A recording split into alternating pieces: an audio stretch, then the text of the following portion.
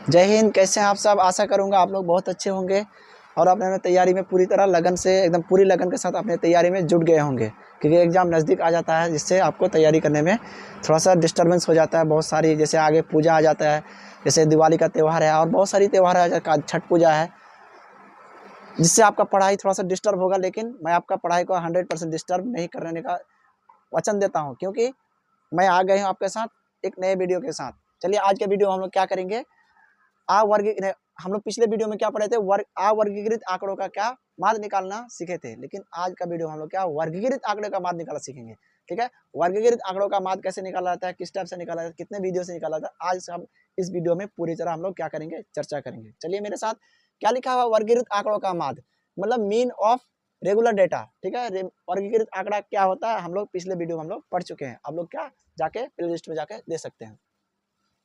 वर्गीकृत आंकड़ों का माध्य मुख्यतः 3 विधियों से निकाला, मेनली क्या होता है 3 विधियों से निकाला जाता है। 3 विधि क्या क्या है हम लोग क्या करेंगे, एक एक करके हम लोग पढ़ेंगे और पढ़ने के बाद प्रत्येक का हम लोग टॉपिक वाइज हम लोग क्या एक एक उसका क्वेश्चन पूरा हम लोग क्या करेंगे कंप्लीट करके थ्योरी के साथ एकदम एग्जाम्पल के साथ हम लोग पूरी तरह समझने का प्रयास करेंगे और बनाएंगे, और आपको भी समझाने का मैं प्रयास करूंगा, आप भी समझ जाएंगे, मेरा एक गारंटी है। चलिए, प्रत्यक्ष विधि, डायरेक्ट मेथड, कल्पित माध्य या विचलन विधि, एज्यूम्ड मीन मेथड। ठीक है, या बोलता है पद या पग विचलन विधि, पद बोलेगा या पग विचलन विधि, स्टेप डेविएशन मेथड।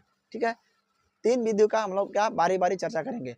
आज के वीडियो में हम लोग क्या करेंगे, मेनली क्या होता है, मेनली प्रत्यक्ष विधि का हम लोग क्या करेंगे, चर्चा करेंगे। मेनली क्या होगा, क्या करेंगे, प्रत्यक्ष विधि का चर्चा करेंगे। चलिए, प्रत्यक्ष विधि में क्या क्या होता है, प्रत्यक्ष विधि द्वारा माध्य वैसे आंकड़ों का निकाला जाता है जो एक निश्चित वर्ग अंतराल में होता है। कहने का हम लोग क्या, जिसमें हम लोग जो पिछले वीडियो में हम लोग पढ़े थे क्या, जिसमें अवर्गीकृत आंकड़ा दिया रहा था उसका हम लोग क्या माध्य निकाले थे।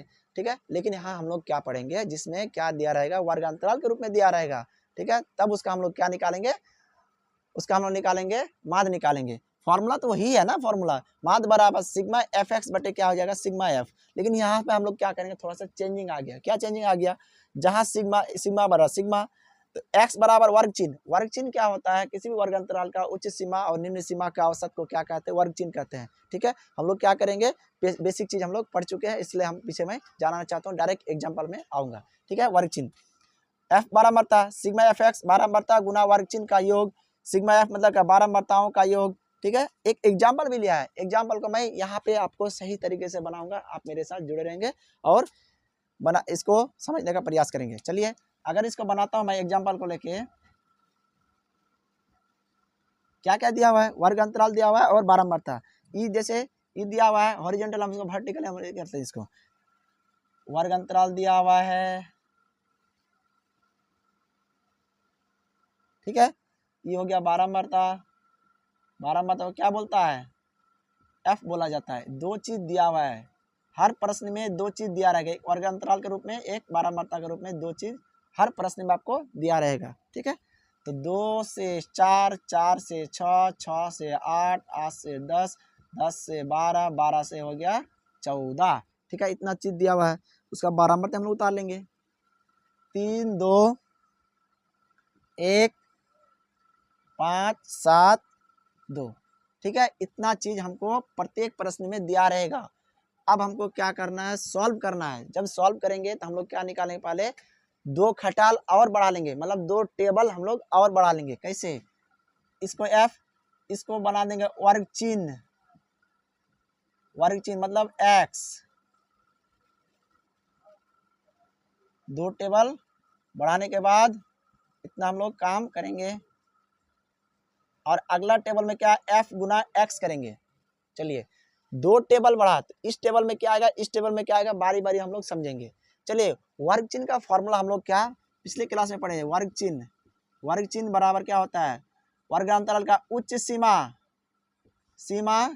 प्लस निम्न सीमा बटे कितना 2।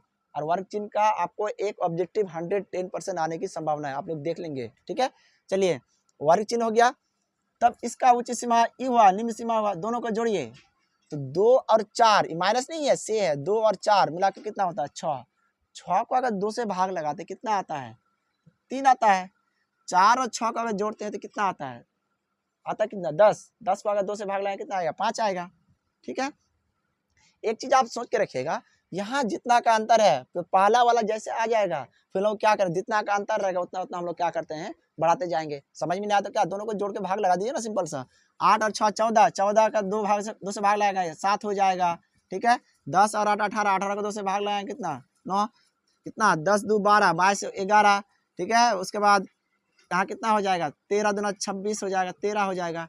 ठीक है, कहने का मतलब है यहाँ जितना का अंतर होगा यहाँ हम लोग क्या करेंगे उतना उतना क्या करते बढ़ाते जाएंगे। अगर उतना याद नहीं रखे तो जोड़ के तो 2 से भाग लगा सकते हैं, इतना तो आप आराम से कर सकते हैं।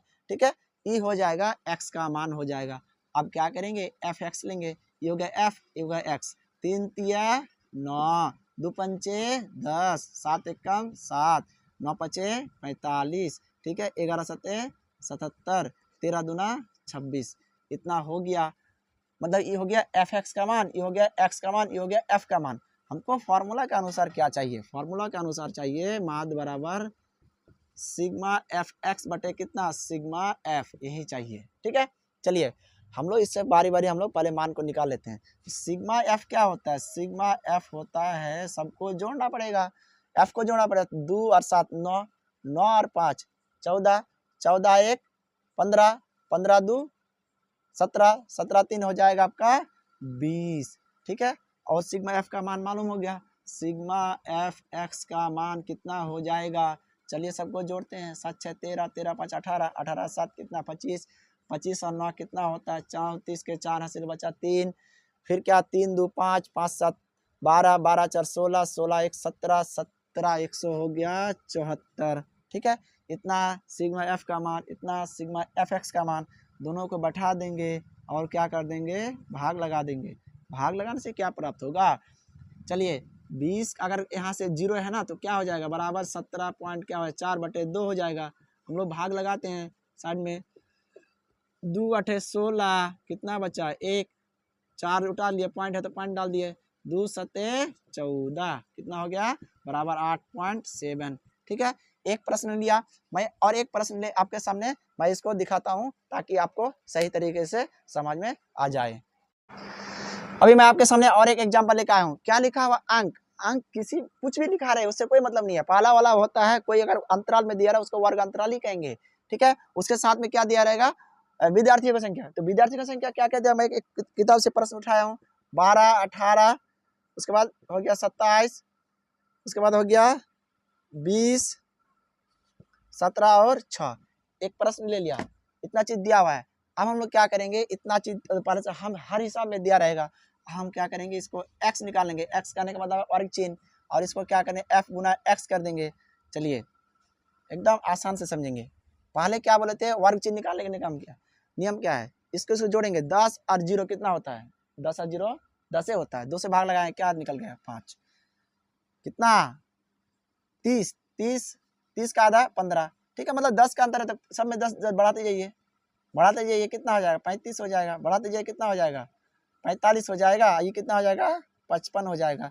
मतलब सिंपल सा दोनों को जोड़ के 2 से भाग लगा के ये वाला आएगा, दोनों को जोड़ के 2 से भाग ये वाला आ जाएगा। ठीक है, अब हम लोग क्या करेंगे, ये हो गया एफ, ये हो गया एफ, ये हो गया एक्स, एफ एक्स को गुना कीजिए तो 12 पंचे 60, 15 गुना 18 कितना होता है, तो 15 गुना 18, 15 8 पंचे 40 के 0 हासिल बचा, 15 8 120 होता आता है। ठीक है, और 15 एकम 15 0 7, उसके बाद 270, 270 हो गया। ठीक है, 25 गुना 27, 25 गुना क्या आ जाएगा 27, 7 पचे 35 के 5 हासिल बचा 3, 7 दूना 14, 3 कितना होता है 14 3 17, 5 दूना 10 के 0 हासिल बचा 1, 2 दूना 4 1 5, 5 7, उसके बाद 6 1 16 कितना हो गया 75 हो गया। ठीक है, 35 दूना 70 से हो जाएगा 700, और क्या हो जाएगा 45 गुना, हम लोग गुना कर लेते हैं इसको बारी बारी, बाद में आप लोग साइड में गुना कर लीजिएगा, 45 गुना क्या हो जाएगा 70। ठीक है, 17 7 पचे 35 के 5 हासिल बचा 3, 7 चौका 28, 3 कितना होता है 31, 45 से कम 45, 5 6 7, 700 कितना हो गया 65 हो गया। ठीक है,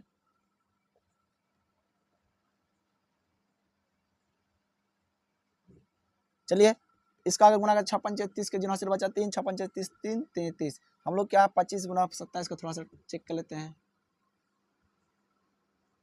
7 5 35 के 5 हासिल बचा 3, 7 दूना 14, 3 17, 5 10 के 0 हासिल बचा 1, 2 दूना 4 1 5 5 7 675, 16 675 हो जाएगा। सॉरी थोड़ा सा गलती हो गया था। चलिए अब हम लोग क्या करेंगे, फार्मूला के अनुसार क्या है, माध्य बराबर क्या चाहिए, सिग्मा एफ एक्स चाहिए बटे सिग्मा एफ चाहिए। चलिए सिग्मा एफ कौन होता है, यही ना एफ होता है। तो हम लोग क्या करेंगे, इसको जोड़ेंगे, जोड़ के क्या निकल के आएगा, 7 6 13, 13 7 20, 20 8 28, 28 2 30 के 0 हासिल बचा 3, 3 1 4, 4 2 6, 6 2 8, 8 1 9, 9 1 10, 100 हो गया।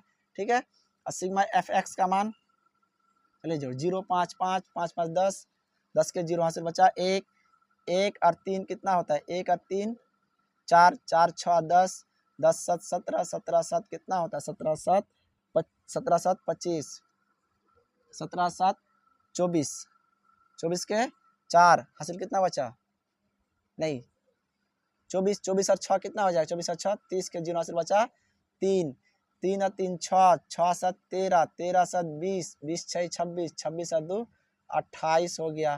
ठीक है, कहने का मतलब है 2800। अब फार्मूला तो पता है ना, माध्य बराबर क्या, सिग्मा एफ एक्स बटे सिग्मा एफ, क्या हो जाएगा 2800 बटे कितना हो जाएगा 100, कटा के क्या हो जाएगा, निकल के आ जाएगा 28। ठीक है, उम्मीद करूंगा आपको पूरी तरीके से समझ में आ गया होगा। अगले उदाहरण क्या और उदाहरण पे अब मैं अगले वीडियो पे क्या आऊँगा, उसका जो है अगला क्या है, काल्पनिक माध्य विधि या विचलन विधि, और उसके अगले वीडियो में क्या, पद विचलन विधि। मतलब अगले 2 वीडियो में मैं इसका माध्य का सारा कंसेप्ट को मैं क्लियर कर दूंगा, ताकि आप क्या जो जिस विधि से आपको सही लगे उस विधि से आप बना के एकदम 100 में 100 उठाने का प्रयास करेंगे। उम्मीद करूंगा आपको समझ में आ गया। धन्यवाद।